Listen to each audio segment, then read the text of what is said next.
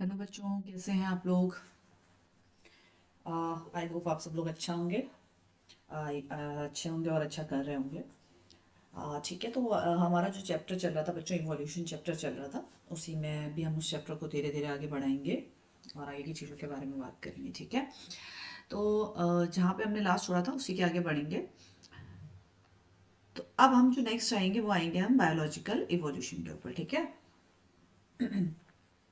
अब अगर हम बात करें बायोलॉजिकल इवोल्यूशन की, तो उसकी शुरुआत कहाँ से हुई थी।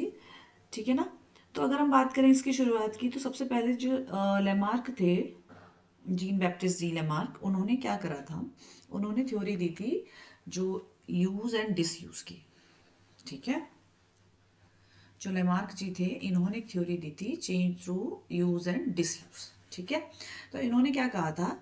इन्होंने कहा था कि जो ऑर्गेनिज्म है, यानी कि कहने का मतलब है जो भी एनिमल है या वो अगर अपने ऑर्गन्स का यूज ज़्यादा करेगा, ठीक है, तो वो क्या होंगे, उसके जो ऑर्गन्स होंगे वो क्या हो जाएंगे, अगली जनरेशन में भी जाएंगे। ठीक है, ठीक है ना। तो उसने क्या बोला था, which are use frequently by organism. कहने का मतलब क्या, ऑर्गन्स जो किसी ऑर्गेनिज्म के द्वारा फ्रीक्वेंटली यूज किए जाएंगे वो क्या करेंगे, अगली जनरेशन में जाएंगे। ठीक है ना, ठीक है ना। और अगर जो यूज नहीं करे जा रहे हैं ज्यादा, वो क्या हो जाएंगे धीरे धीरे, वो तो चलो उसमें आ जाएगा वेस्टिजियल ऑर्गन में, कि हम बोलते हैं कि समय के साथ ज़्यादा यूज़ नहीं हुए वो धीरे धीरे क्या हो गए, वेस्टिजियल ऑर्गन बन गए हैं या नहीं हुए। ठीक है ना। तो इन्होंने क्या कहा था कि जो ऑर्गन यूज़ ज़्यादा करे जाएंगे वो क्या होंगे, अगली जनरेशन में जाएंगे। जैसे इसके लिए इन्होंने क्या करा था, एक जिराफ का एग्जाम्पल लिया था। इन्होंने देखो कहा था कि पहले जो है जिराफ की गर्दन क्या थी, ज़्यादा लंबी नहीं थी, छोटी थी। ठीक है ना। फिर जैसे जैसे क्योंकि वो नीचे की घास खा रहा था, फिर उसको जैसे ट्री पे घास खाने के लिए जरूरत पड़ी, तो उसने अपनी गर्दन को क्या करना किया, स्ट्रेच करना शुरू किया, और धीरे धीरे उसकी गर्दन, आप देख सकते हैं डिफरेंस है यहाँ पे और यहाँ पे, उसकी गर्दन क्या हो गई, लंबी हो गई। ठीक है, तो इन्होंने क्या कहा था, थ्योरी ऑफ एक्वायर्ड इनहेरिटेंस, यानी कि जो कैरेक्टर्स क्या हुए, एक्वायर किए गए हैं, वो क्या होते हैं, अगली जनरेशन में जाते ही हैं। तो जिसपे इन्होंने क्या करा, जिराफ का एग्जाम्पल दिया। ठीक है ना। तो अब जिराफ को दिक्कत हुई भाई, उसको पेड़ पे लगी पत्तियों को खाना था, तो जिस वजह से धीरे धीरे क्या हुआ, उसकी गर्दन खिंचने लगी, और ये जो कैरेक्टर था वो अगली जनरेशन में जाता रहा, तो जिससे जिराफ की गर्दन लंबी रही। ठीक है, हालांकि ऐसा होता नहीं है। बाद में इस थ्योरी को क्या कर दिया गया था, हटा दिया गया था, मतलब डिस्कार्ड कर दिया गया था, क्योंकि इसकी कुछ लिमिटेशंस थी। एक्वायर्ड करेक्टर में क्या हो गया, अब ऐसे तो फिर वही बात आ जाती है कि जैसे अगर हमारे ईयर पिर्सिंग है, तो हम अगर हम अपनी फैमिली में देखें तो हमारे कान जो है वो कितनी पीढ़ियों से छीदते आ रहे हैं। ठीक है, चाहे जैसे मेरी नानी है, तो मेरी नानी के कान छीदे, मेरी उनकी मम्मी के कान छीदे, मेरी नानी के कान छीदे, मेरी मम्मी के कान छीदे, मेरे कान छीदे। तो मतलब कहने का मतलब है कि अगर हम एयर पिर्सिंग कर रहे हैं, तो अगर ये एक्वायर्ड ट्रेड जाती एक जनरेशन से दूसरे जनरेशन में, तो ऐसा होता कि अगली मतलब फिर ऐसे बच्चे पैदा होते या कोई भी लड़की पैदा होती, तो उसके कान में ऑलरेडी क्या होता, छेद होता। ठीक है, मतलब उसको एयर प्रेसिंग करवाने की जरूरत नहीं पड़नी चाहिए थी। ठीक है ना, बट ऐसा नहीं हुआ। ठीक है, तो इनकी जो थ्योरी दी थी, इसको डिस्कार्ड करने में एक रोल रहा था आपके वीजमैन का। ठीक है, इन्होंने क्या करा था, लेमार्क की थ्योरी को क्या करा था, डिसअप्रूव किया था। इनहेरिटेंस ऑफ एक्वायर्ड करेक्टर को इन्होंने क्या करा था, डिसअप्रूव करा था। ठीक है, इन्होंने क्या करा, चूहे लिए, ठीक है, इनकी पूंछ को कट कर दिया। ठीक है, इनकी पूंछ को क्या कर दिया, कट कर दिया, और फिर क्या कराया, इनकी मीटिंग कराई। तो इनका जो बच्चा पैदा हुआ उसमें क्या थी, पूंछ थी। फिर इन्होंने सेम चीज और करी। ठीक है, फिर चूहे लिए, उनकी पूंछ काटी, फिर उनकी मीटिंग कराई, फिर चूहे लिए, उनकी पूंछ काटी, फिर मीटिंग कराई। ठीक है, तो ऐसा करते करते इन्होंने 22 जनरेशन तक, कितनी जनरेशन तक, 22 जनरेशन तक इन्होंने ये काम किया। मतलब हर जनरेशन में वो क्या करते थे, पूंछ काट देते थे, फिर मीटिंग करवाते थे, फिर पूंछ काट देते थे, फिर मीटिंग करवाते थे। ठीक है, तो ऐसा इन्होंने क्या किया, 22 जनरेशन तक इन्होंने ये किया, लेकिन फिर भी जो ऑफ स्प्रिंग थी उसमें पूंछ इनको देखने को मिली। ठीक है, तो इसका जो थ्योरी का नाम है वो है थ्योरी ऑफ कंटिन्यूटी ऑफ जर्मप्लास्ट। ठीक है, तो इसमें इन्होंने क्या बताया, इन्होंने बताया कि जो सेल्स होती है हमारी बॉडी में, अगर हम सेल्स की बात करें तो कितने तरीके की होती हैं, दो तरीके की होती हैं। ठीक है, एक तो होते हैं आपके सोमैटोप्लाज्म, सोमैटिक सेल्स हम जिनको बोलते हैं, और दूसरे कौन से होते हैं आपके, जर्म प्लाज्म। ठीक है ना।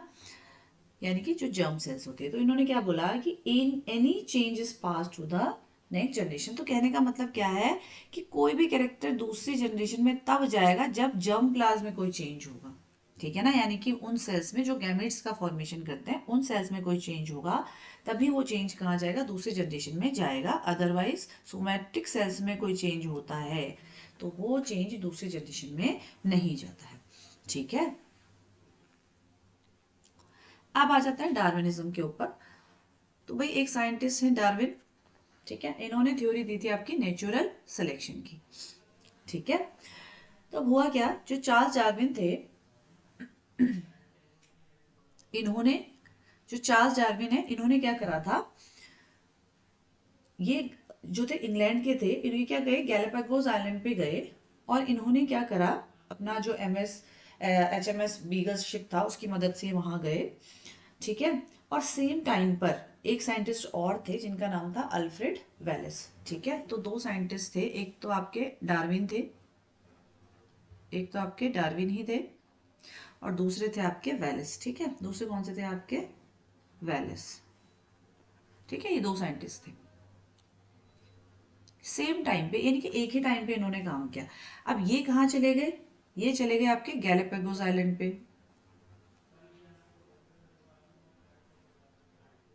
ये चले गए आपके गैलापागोस आइलैंड पे, और ये कहाँ चले गए, ये चले गए आपके मलाया आइलैंड पे, ठीक है। ये चले गए आपके, हाँ ये चले गए आपके मलाया आर्चिपेलागो पे चले गए ये, ठीक है। तो ये दोनों अलग अलग आइलैंड पे गए लेकिन इन्होंने सेम चीज फाइंड आउट करी, ठीक है। इनका जो कंक्लूजन था वो क्या था, सेम था। देख सकते हैं अल्फ्रेड वेलेस, इन्होंने क्या करा था, मला आर्चिपेलागो इस पे गए थे और ये भी सिमिलर कंक्लूजन पे पहुंचे अराउंड द सेम टाइम, यानी कि सेम टाइम पर कंक्लूजन भी क्या था, सिमिलर था, ठीक है। लेकिन जगह दोनों अलग अलग गए थे, ठीक है। ये इधर आए थे और ये गैलापागोस आइलैंड पे गए थे, ठीक है ना, ठीक है, ठीक है ना। तो इनका कंक्लूजन क्या रहा, दोनों का सेम रहा। फिर बाद में इनकी जो थ्योरीज थी उनको, जो डार्विन की बुक थी on the origin of species bye means of natural selection, इसमें क्या करा गया था, पब्लिश भी किया गया था, ठीक है। अब डार्विन की कुछ थ्योरीज थी जो, उसी में थोड़ा आगे बढ़ते हैं। तो जो बेसिक कॉन्सेप्ट थे जो डार्विन ने दिए थे, इन्होंने क्या बोला था, इन्होंने कहा था कि जो नेचुरल सिलेक्शन है, मतलब जो सिलेक्शन हो रहा है, यानी कि जो चीजें सिलेक्ट हो रही हैं वो कैसे हो रही हैं। डार्विन ने क्या कहा था, सबसे पहले तो उन्होंने अपनी स्टडी करी भाई, वहां उन्होंने जो जो भी कुछ देखा, तो उन्होंने कहा था ओवर प्रोडक्शन। ओवर प्रोडक्शन का मतलब क्या हो गया कि जितनी भी ऑर्गेनिज्म है सबके पास कैपेबिलिटी है ऑफस्प्रिंग पैदा करने की। तो कहने का मतलब है कि जो जितना ज्यादा ऑफस्प्रिंग प्रोड्यूस कर पाएगा, ठीक है। अब पॉपुलेशन क्या है, ज्योमेट्रिकली बढ़ती है, ठीक है। अब पॉपुलेशन ज्योमेट्रिकली बढ़ती है लेकिन जो पॉपुलेशन का साइज है वो क्या रहता है, स्टेबल रहता है। उसका कारण क्या है, उसका कारण है आपका कंपटीशन, क्योंकि सोर्सेज जो, यानी कि रिसोर्सेज क्या है, वो क्या है आपके लिमिटेड है, ठीक है। जो पॉपुलेशन साइज है जो है वो एक्सपोनेंशियली ग्रो कर रहा है, ठीक है, अगर जो रिप्रोडक्शन है वो मैक्सिमम है, ठीक है ना। बट पॉपुलेशन का साइज क्या है, रियलिटी में लिमिटेड है, ठीक है। कहने का मतलब उन्होंने बोला कि हर पॉपुलेशन या हर ऑर्गेनिज्म अपने आप को ओवर पॉपुलेट करती है, मतलब फास्ट पॉपुलेशन करती है, लेकिन फिर भी उसका जो साइज है वो लिमिटेड है। इतनी पॉपुलेशन होने के बाद भी, ग्रो करने के बाद भी, रिप्रोड्यूस करने के बाद भी उसका जो पॉपुलेशन का साइज है वो लिमिटेड क्यों रहता है, उसका कारण क्या है कि उनमें क्या हो जाएगा, कंपटीशन आएगा, ठीक है ना, ठीक है। उसका कारण क्या है, कंपटीशन आ जाएगा पॉपुलेशन में, ठीक है, यानी कि स्ट्रगल फॉर एग्जिस्टेंस। अब कहने का मतलब क्या है, क्योंकि जो नेचुरल रिसोर्सेज हैं वो कैसे हैं आपके, लिमिटेड हैं, इसी वजह से जो पॉपुलेशन साइज है वो क्या है, एक जो है स्टेबल रहती है, क्योंकि उसको स्ट्रगल करना पड़ता है ना, इंट्रा स्पेसिफिक भी और इंटर स्पेसिफिक भी। अब अगर आप किसी जगह पर रह रहे हैं, आपको खाने के लिए खाना चाहिए, वहां पर 100 लोग हैं और खाना 50 लोगों का है, तो जाहिर सी बात है उन 100 में से केवल 50 लोग ही हैं जो उस खाने को ले पाएंगे। 50 लोगों को क्या करना पड़ेगा, उसे छोड़ना पड़ेगा, लेकिन लड़ेंगे तो वो सभी लोग ना आपस में, ठीक है, अपने लिए लेने के लिए, ठीक है। इंटर स्पेसिफिक और इंटर स्पेसिफिक, यानी कि जब कोई स्पीशीज आपस में ही लड़ती है, फूड के लिए स्ट्रगल करती है, तो उसको हम कहते हैं इंट्रा स्पेसिफिक। और अलग अलग स्पीशीज के बीच में अगर स्ट्रगल है तो उसको हम क्या कहते हैं, इंटर स्पेसिफिक, ठीक है। एनवायरमेंटल स्ट्रगल, ठीक है, ये भी अलग अलग एनवायरमेंटल कंडीशन है कि कौन अपने आप को एनवायरमेंट के अकॉर्डिंग चेंज कर पाया, जो नहीं चेंज कर पाएगा वो क्या हो जाएगा, उसमें रह जाएगा। ठीक है, ठीक है। अब आ जाता है वैरायटी एंड हेरिडिटी। तो इसमें भी क्या हो जाता है कि आप देख सकते हैं कि वेरिएशंस आ जाती हैं उसके अकॉर्डिंग, अडेप्टेशन के अकॉर्डिंग। जैसे जिस एनवायरनमेंट में हम गए रहने के लिए, तो ऐसा तो नहीं है, अब मान लो यहाँ से 100 लोग चले गए किसी दूसरी जगह पर रहने के लिए, तो 100 के 100 लोग उस जगह के हिसाब से एडजस्ट कर ले अपने आप को। ठीक है, उनमें से जो एडजस्ट कर लेंगे अपने आप को, उसमें क्या हो जाएगा, समय के साथ उनमें थोड़े से क्या आने लगेंगे, चेंजेस आने लगेंगे। ठीक है, ठीक है, ठीक है। अब natural selection, survival of the fittest. तो कहने का मतलब वही है, जो मोस्ट सबसे ज्यादा अपने आप को अडाप्ट कर पाएगा, जितना ज्यादा जो अपने आप को अडाप्ट कर पाएगा, सबसे ज्यादा बेटर फिट होगा उस एनवायरनमेंट में, वही रहेगा। बेटर फिट का मतलब क्या होगा, जो मतलब रिप्रोड्यूस भी कर पा रहा है। ठीक है, मतलब जो सारी चीजें कर पाए। ठीक है, जो रिप्रोड्यूस भी कर ले, जिसका पॉपुलेशन भी ज्यादा हो। ठीक है ना, रिप्रोड्यूस कर ले। ठीक है, जो वहाँ के फूड, जो वेदर कंडीशंस हैं उसके अकॉर्डिंग अपने आप को अडाप्ट भी कर ले, ये सब चीज़ें जो कर ले। नेचुरल सिलेक्शन का असर है कि भाई दो लोग रहने गए, जैसे अभी हमने पढ़ा था इंडस्ट्रियल जो मेलानिज्म था, उसमें हमने देखा था कि जो पहले थी लाइट कलर की मौत ज़्यादा थी, लेकिन जब बाद में इंडस्ट्री इस्टेब्लिश हुई तो उसके बाद डार्क कलर की मौत का सर्वाइवल बढ़ा, लाइट वाली विजिबल होने लगी क्योंकि ट्री ट्रंक डार्क हो गए। तो वो क्या है, एक नेचुरल सिलेक्शन, नेचर अपने आप से कैसे सेलेक्ट कर रहा है उसको। ठीक है, ठीक है, तो जितनी ज़्यादा प्रोजेनी वो जनरेट कर पाए। ठीक है, और एनवायरनमेंट के अकॉर्डिंग अपने आप को जितना अडाप्ट कर पाए। ठीक है, अब होगा क्या, जितना उसके अंदर अडेप्ट एबिलिटी होगी प्रोड्यूस करने की, जितनी ज़्यादा प्रोजेनी वो छोड़ पाएगा, उतने ज़्यादा चांसेस रहेंगे अडाप्ट करने के। ठीक है ना, जितने ज़्यादा लोग होंगे उनमें से कोई ना कोई तो कर ही लेगा ना। अब जिसकी पॉपुलेशन ही कम होगी, उसके चांसेस भी क्या हो जाएंगे, कम हो जाएंगे। ठीक है, अब क्या है, कुछ तो क्या करेंगे, सिलेक्टेड बाय नेचर, कि भाई नेचर के हिसाब से सेलेक्ट हो गए। तो सालों साल, कुछ साल बाद मतलब वो क्या हो जाएंगे, अपनी ओरिजिनल पॉपुलेशन से क्या हो जाएंगे, अलग हो जाएंगे। ठीक है, तो उसको हम क्या बोलते हैं, स्पेसिएशन। जब वो कोई ऑर्गेनिज्म कुछ सालों बाद मतलब कुछ जनरेशन्स बाद अपनी ओरिजिनल पॉपुलेशन से क्या हो जाए, थोड़ा डिफरेंट हो जाए। ठीक है, तो उस वो क्या होगी, एक अलग स्पीशीज बन जाएगी। ठीक है ना, उसमें क्या हो जाएंगे, कुछ चेंजेस आ जाएंगे, उसी को हम क्या बोलते हैं, स्पेसिएशन। ठीक है, यानी कि ओरिजिन ऑफ न्यू स्पीशीज। ठीक है ना, ओरिजिन ऑफ न्यू स्पीशीज का मतलब ही क्या हो गया, स्पेसिएशन। ठीक है, हेरिटेबल वेरिएशन और नेचुरल सिलेक्शन की वजह से क्या हो जाएगा, चेंज आ जाएगा पॉपुलेशन में। ठीक है, पॉपुलेशन के कैरेक्टर्स में क्या आ जाएगा, चेंज आ जाएगा, जिस वजह से एक नई फॉर्म अराइज हो जाएगी। ठीक है, और उसी को हम क्या बोलते हैं, स्पेसिएशन। ठीक है, और ये कोई जल्दी से नहीं होता, इसमें इन प्रोसेस में क्या लगता है, टाइम लगता है। These are time taking process. ठीक है, अब आ जाता है क्रिटिसिज्म।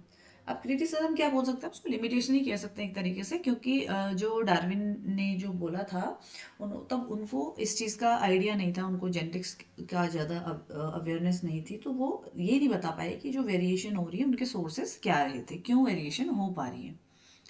ठीक है, ठीक है ना, इन्होंने सर्वाइवल ऑफ द फिटेस्ट तो कहा था। ठीक है, बट उसके आगे एक्सप्लेन नहीं कर पाए कि क्यों, कैसे सर्वाइव कर पाते हैं, क्या उनके रीजंस रहते हैं। ठीक है ना, ठीक है, तो अभी हम जानते हैं कि क्रॉसिंग ओवर हो जाता है या जेनेटिक रिकॉम्बिनेशन होता है, जिसकी वजह से कुछ चेंजेस आ जाते हैं। ठीक है, सोमेटिक और जर्मिनल वेरिएशन में ये डिफ्रेंशिएट नहीं कर पाए थे। ठीक है ना, तो ये उनकी कुछ लिमिटेशंस थी। ठीक है, अब आ जाते हैं क्वेश्चंस के ऊपर। तो पहला आपका industrial melanism is an example of, तो ये हमने भी पढ़ा था इसमें नेचुरल सिलेक्शन में। ठीक है ना, फिर आता है आपका according to Darwin organic evolution is due to. Organic evolution किसकी वजह से होता है, competition with closely related species, reduced feeding efficiency in one species due to the presence of another species, interspecific competition, interspecific competition. तो अगर हम organic evolution की बात करें तो ये होता है आपका इंटरस्पेसिफिक कंपटीशन। ठीक है, अब आ जाता है what was the basic principle of Lamarckism. तो लेमार्क का जो रूल था उसका बेसिक प्रिंसिपल क्या था। ठीक है, तो लेमार्क ने ये तो दिख ही रहा है इसमें, तो इनहेरिटेंस ऑफ एक्वायर्ड कैरेक्टर्स, ठीक है ना, लेमार्क ने इनहेरिटेंस ऑफ एक्वायर्ड कैरेक्टर के ऊपर बात की। Who publish the book origin of species by natural selection, ठीक है, तो ये करी थी आपकी डार्विन ने, ठीक है। अब जाती है मैकेनिज्म ऑफ इवोल्यूशन, तो ये तो हम देख ही चुके हैं, इसके बारे में हम पढ़ भी चुके हैं कई बारी, स्टार्टिंग से जो हम पढ़ते हुए आ रहे हैं, ठीक है ना। ठीक है, तो ह्यूगो डी व्रिज ने भी इसके ऊपर काम किया था, ठीक है। तो इन्होंने कहा था कि जो म्यूटेशन है वो लार्ज डिफरेंस आ जाता है arising suddenly in a population, की पॉपुलेशन में अचानक से जो डिफरेंसेस आते हैं, ठीक है। अब हाँ, ये था कि ह्यूगो डी व्रिज की थ्योरी थोड़ा इनसे अलग रही है, ठीक है ना। तो अभी ज़्यादा डिटेल तो उसमें है नहीं इसकी, क्योंकि अगर हम म्यूटेशन की बात करें तो ये हम इससे पहले चैप्टर्स में भी पढ़ चुके हैं, ठीक है। तो अगर हम डार्विन की देखें तो इन्होंने कहा था जो इवोल्यूशन है वो ग्रेजुअल होता है, यानी कि धीरे धीरे होता है, जबकि जो डी व्रीज थे इन्होंने बोला था कि म्यूटेशन क्या है आपका, क्या बोलते हैं, साल्टेशन की हेल्प से होता है, यानी कि एक सिंगल स्टेप है, हम कह सकते हैं कि अचानक ही भी हो सकता है, ऐसा कोई जरूरी नहीं है, ठीक है। ठीक है, क्योंकि इन्होंने बोला था कि जो चेंजेस होते हैं वो क्या है, ग्रेजुअल है। डार्विन ने बोला था कि जो वेरिएशन है, जो चेंजेस हैं वो क्या होते हैं, स्लो होते हैं, ग्रेजुअल होते हैं, और इसमें सालों लग जाते हैं, ये चीज़ बोली थी उन्होंने, ठीक है। लेकिन जो डीवरीज थे इन्होंने कहा था कि ये चीज़ें अचानक भी हो सकती है, म्यूटेशन कभी कभी अचानक भी हो सकता है, ठीक है ना। अब नेक्स्ट आ जाते हैं हम हार्डी वीनबर्ग प्रिंसिपल के ऊपर, ठीक है। जो अगला टॉपिक है हमारा हार्डी वीनबर्ग प्रिंसिपल, ठीक है। तो हार्डी वीनबर्ग थे ये, जो थे अभी एक मैथमेटिशियन थे कह सकते हैं। तभी इन्होंने क्या करा था, एक आपका जो फॉर्मूला दिया हुआ है ये वाला, P plus Q square is equal to P square plus two P Q plus Q square is equal to 1, ठीक है ना। एक्चुअल में क्या होता है कि इसमें इन्होंने जो जितनी भी चीजें हमने देखी है पॉपुलेशन की, जो हम देखें डोमिनेंट, रिसेसिव, ठीक है, इसमें जो पी है वो किस चीज के लिए, आपके डोमिनेंट के लिए है, क्यू क्या है आपके रेसेसिव के लिए, ठीक है। और पी क्यू का मतलब हो गया आपका जो इन दोनों का मिक्सचर है, यानी कि जैसे कैपिटल टी स्मॉल टी या कैपिटल टी स्मॉल टी हम लिखते हैं ना, तो यहाँ पर जो पी है ये किसके लिए, आपका डोमिनेंट के लिए, ठीक है, और क्यू किसके लिए, आपका रेसेसिव के लिए, ठीक है। और ये पी क्यू किसके लिए, आपका ये है हाइब्रिड के लिए, ठीक है, यानी कि हेट्रोजाइगस के लिए, किसके लिए, हेट्रोजाइगस के लिए,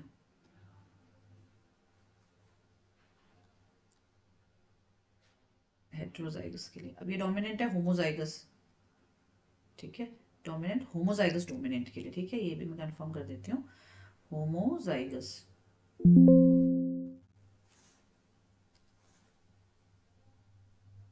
ठीक है,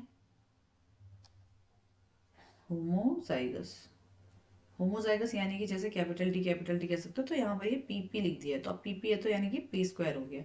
अब ऐसी सेम फॉर्म स्मॉल टी हम लिखते हैं ना, तो ये क्यू स्मॉल क्यू लिखा हुआ है, यानी कि क्यू स्क्वायर हो गया। अब यहाँ पर ये वही वाला है जैसे 1:1 का रेशियो रहता है ना, तो पी, फिर ये 2pq एंड देन क्यू, ठीक है ना। और ये भी रिसेसिव जो है आपका क्या है, होमोजाइगस है, होमोजाइगस है,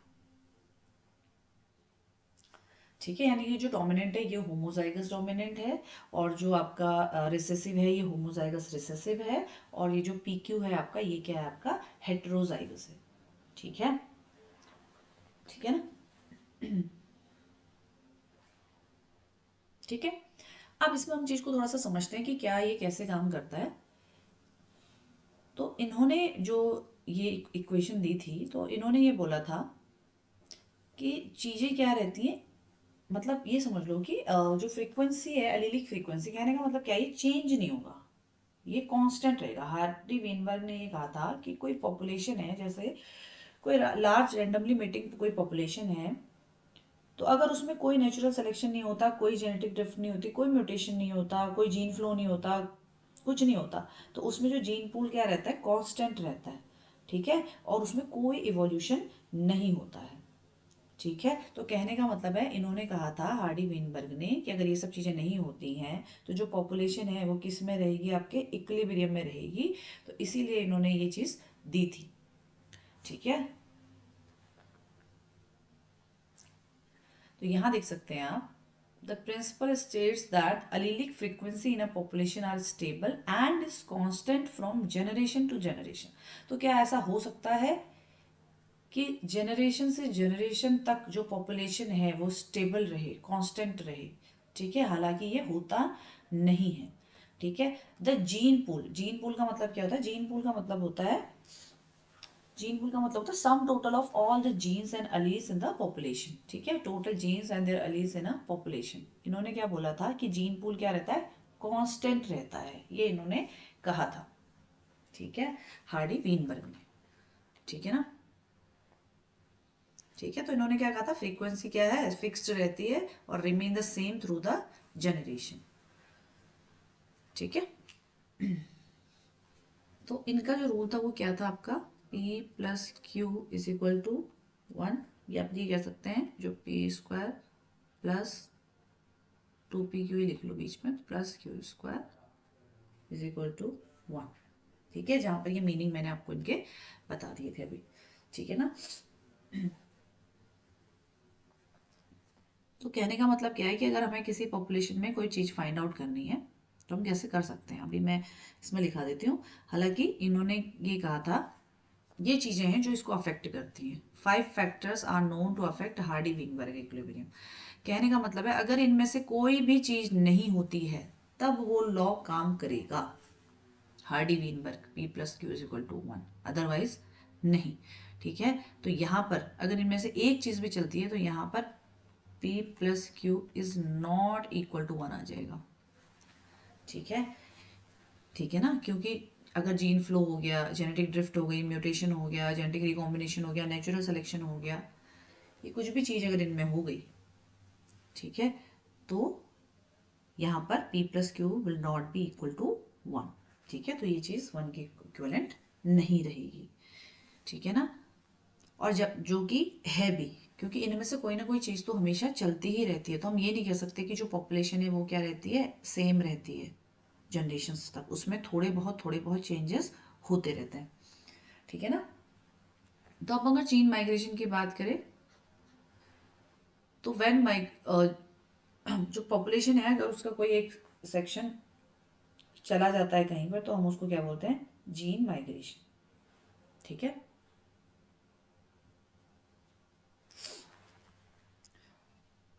ठीक है, या जीन फ्लो।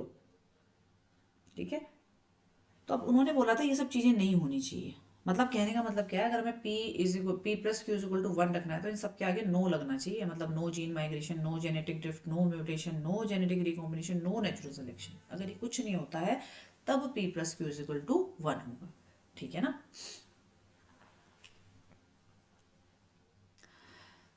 जीन फ्लो, ठीक है, ये जो अभी हमने बोला जीन माइग्रेशन। ठीक है, म्यूटेशन हम सब जानते हैं कि चेंज में अगर डीएनए में कुछ चेंज आ जाता है, उस जिससे उसकी सीक्वेंस में चेंज आ जाता है तो उसको हम क्या कहते हैं? म्यूटेशन। जीन रिकॉम्बिनेशन, ठीक है, नए कॉम्बिनेशन बन जाते हैं क्रॉसिंग ओवर की वजह से। ठीक है, नेचुरल सिलेक्शन, ये भी हमने अभी पढ़ा है कि जो एनवायरनमेंट में ज़्यादा अडेप्ट कर लेगा या जिसको नेचर सेलेक्ट करता है। ठीक है, अब आ जाता है genetic drift. Change in gene frequency takes place by chance. ठीक है ना? जीन फ्रीक्वेंसी में बाय चांस चेंज हो जाना। ठीक है ना? चांस की वजह से क्या हो जाना? चेंज हो जाना, उसको हम क्या बोल देते हैं? Genetic drift. कहने का मतलब क्या हो गया कि सपोज एक बर्ड है, एक क्या एक पॉपुलेशन है, इसमें 100 बर्ड है, 100 बर्ड्स हैं। ठीक है, और एक दूसरी पॉपुलेशन है, इसमें 10,000 बर्ड्स हैं। ठीक है, एक इसमें कितनी है? 10,000 बर्ड्स हैं। ठीक है, इसमें 100 बर्ड्स थी, इसमें 10,000 बर्ड्स थी। अब इसमें जो 100 बर्ड्स हैं इनमें से 5 बर्ड्स ऐसी हैं जिनकी जो आईज हैं वो क्या है आपकी? ब्राउन है या ब्लू कह लो, चलो ब्लू है, और बाकी सबकी कैसी है? ब्लैक है। और इसमें आपकी 500 बर्ड्स ऐसी हैं जिनकी आईज क्या है? ब्लू है। ठीक है ना? तो अब क्या हो जाते हैं? यहाँ पर शिकारी आ जाते हैं। तो जब शिकारी मारते हैं तो बहुत बहुत चांसेस हैं कि पांचों की पांचों बर्ड्स वो मर जाएं जो कैसी थी, ब्लू आइज वाली थी। अब सपोज इन 100 में से 50 जो बर्ड्स हैं वो मर जाती हैं, मतलब मार दी जाती हैं उन शिकारियों द्वारा, 50 बचती हैं, तो चांसेस हैं कि उन 50 में 5 ब्लू होने के चांसेस ज़्यादा हैं, या 10,000 में 500 के चांसेस ज़्यादा है। तो यहाँ चांसेस क्या है, ज़्यादा है मरने के, क्योंकि यहाँ पे नंबर क्या है पॉपुलेशन का, कम है, छोटी पॉपुलेशन है। यहाँ पे पॉपुलेशन बड़ी है, 10,000 बर्ड है, तो इनमें 500 तो नहीं मरेंगे, हो सकता है 100 मर जाए, 200 मर जाए, 300 मर जाए, बट कुछ ना कुछ बच जाएंगी। ठीक है। तो जेनेटिक ड्रिफ्ट का मतलब होता है कि दूर चले जाना, एक तरीके से कह सकते हैं। या तो ये बाई चांस क्या हो जाए, यहाँ से हट जाए, हट जा रही है ना, क्योंकि ये सारी क्या हो जा रही है, मार दी जा रही है, तो ये क्या हो जा रही है, हट जा रही है, जिससे क्या हो जा रहा है, एलीलिक फ्रीक्वेंसी में क्या आ रहा है, चेंज आ, change in allelic frequency by chance. ठीक है, चांस की बात है ना, कि हमने कहा शिकारी आया उसने मार दिया। ठीक है, change in gene frequency takes place by chance. ठीक है, और ये किस पे काम करता है, जो स्मॉल पॉपुलेशंस होती हैं उन्हीं पे ये काम करता है। ठीक है, बॉटल नेक इफेक्ट भी इसको बोलते हैं हम। ठीक है, तो ये सारी चीजें होनी चाहिए उसमें, और अगर इनमें से कोई भी चीज होती है तो हम P+Q जो अभी हमने बोला था, ये वाली चीज, इस पे हम ध्यान रखेंगे कि ये चीज नहीं हो पाएगी। ठीक है,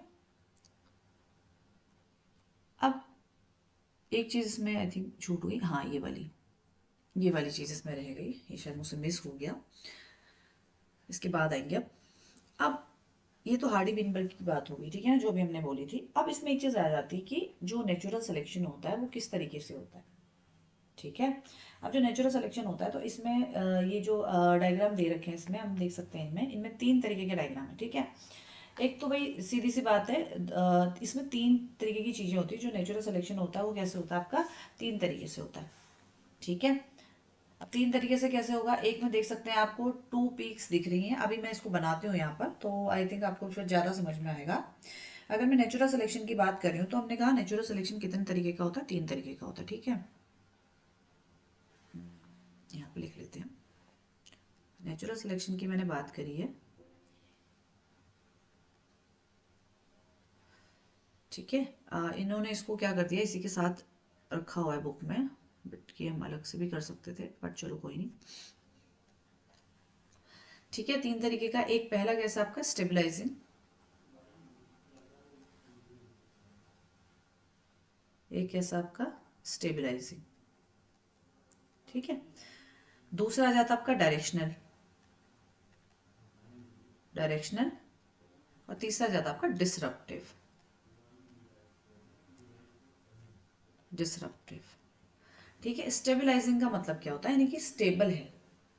ठीक है, स्टेबल है, यानी कि हम क्या कह सकते हैं, जो पीक होगी वो किस में होगी, सेंटर में होगी। ठीक है, अब इसको हम ऐसे समझेंगे कि जैसे यहाँ पर क्या है, 3 चीजें हैं, 3 चीजों का ध्यान रखना पड़ेगा हमें, जैसे ये है, ये है, यहाँ पर क्या है, एक्सट्रीमली लो कह सकते हैं, बहुत ही खराब, एक्सट्रीमली लो, और ये क्या है, एक्सट्रीमली हाई, एक्सट्रीमली हाई, या फिर एक्सट्रीम बुरा, एक्सट्रीम अच्छा।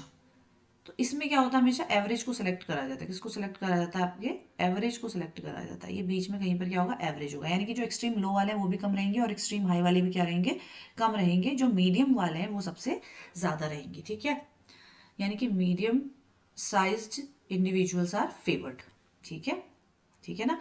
तो उस टाइम के साथ क्या होगा, ये और कम होते चले जाएंगे, और इसका लेवल क्या होगा, और बढ़ता चला जाएगा, तो ये पीक क्या होगी, और हाइयर तक चली जाएगी। ठीक है, तो इसको हम क्या बोलते हैं, स्टेबिलाईजिंग। ठीक है, इसमें जो एक्सट्रीम होते हैं वो रिजेक्ट कर दिए जाते हैं, मतलब ना तो एक्सट्रीम लो को हम लेंगे, ना एक्सट्रीम हाई को लेंगे। जो मीन वैल्यू होती है, यानी कि जो मीडियम होते हैं, एवरेज होते हैं, उनको हम सिलेक्ट करते हैं, इन दोनों का जो एवरेज होगा। ठीक है ना, एक पीक होगी और वो क्या होती रहती है, हायर और नैरोअर होती रहती है। ठीक है, तो ये तो हो गई आपकी स्टेबलाइजिंग वाली कंडीशन। दूसरी आ जाती है आपकी डिसरप्टिव, डिसरप्टिव वाली ये रही, डिसरप्टिव। इसमें इसका उल्टा होता है, इसमें जो एक्सट्रीम्स होते हैं उनको सिलेक्ट करा जाता है। ठीक है, 3 चीजें थी ना, 1 2 3, तो इसमें क्या करा जाएगा, जो एक्सट्रीम है उनको सिलेक्ट करा जाएगा। दूसरे पेन से बना लेते हैं हम इसमें। इसमें क्या करा जाता है, जो एक्सट्रीम होती है उसको सिलेक्ट करा जाता है, इन दोनों को सिलेक्ट करा जाएगा, और ये बीच में लो आ जाएगा, और मिड, इन दोनों को सिलेक्ट करा जाएगा। ठीक है, तो डिस्ट्रक्टिव में क्या होता है, जो एक्सट्रीम है उसको सिलेक्ट करा जाता है। ठीक है, हम क्या कह सकते हैं, जो एक्सट्रीम है उनको सिलेक्ट करा जाएगा, जो एक्सट्रीम है वो सिलेक्ट होंगी। ठीक है ना। ठीक है, और एक टाइम पर क्या मिलती है आपको, दो पीक मिलती है। इसमें एक टाइम पर एक पीक मिल रही थी और इसमें एक टाइम पर कितनी पीक मिलती है, दो मिलती है। और ये क्या होता है, आपको रेयर थोड़ा देखने को मिलता है। ठीक है ना। ठीक है ना। क्या देखने को मिलता है आपको, रेयरली देखने को मिलता है। ठीक है।